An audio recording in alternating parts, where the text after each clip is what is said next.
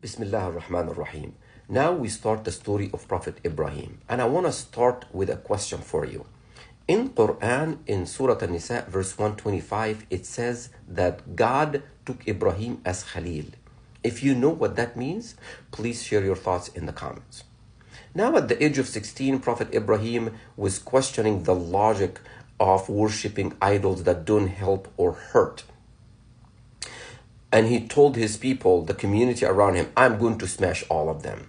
They did not pay too much attention to him. So he waited for a day when there was a celebration or a feast of some sort. Everybody left town and he stayed back. He took a hammer and smashed all of them except the big one.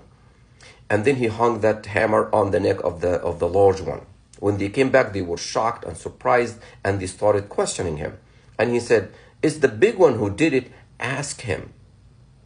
And that made them think.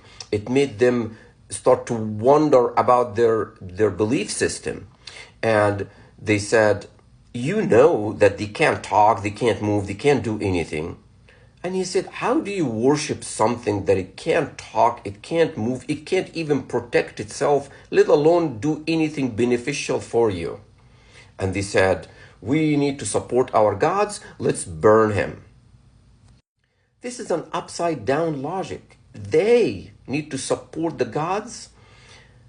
They tied him up, gathered a huge pile of wood, and they put him in a catapult to throw him into the fire. As he being thrown into the fire, Prophet Ibrahim said, Hasbunallah wa ni'mal wakil, which translates to, for us God is sufficient and he's the best aid and support.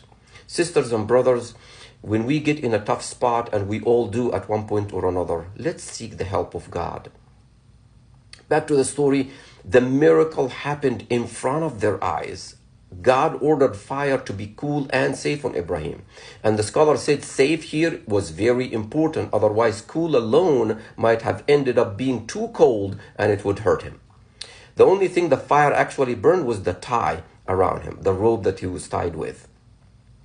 People saw him walk out of the fire safe right in front of them. Did it make them think?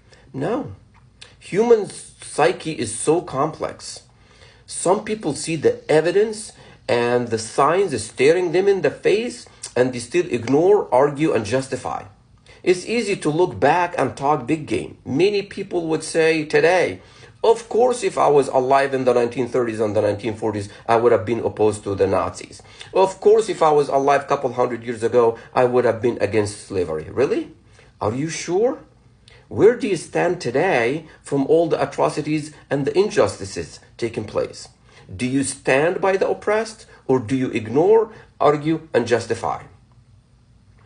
Prophet Ibrahim walked out of the fire safe and sound. And as they saw him walk out of the fire, only one person believed in him. Who is that?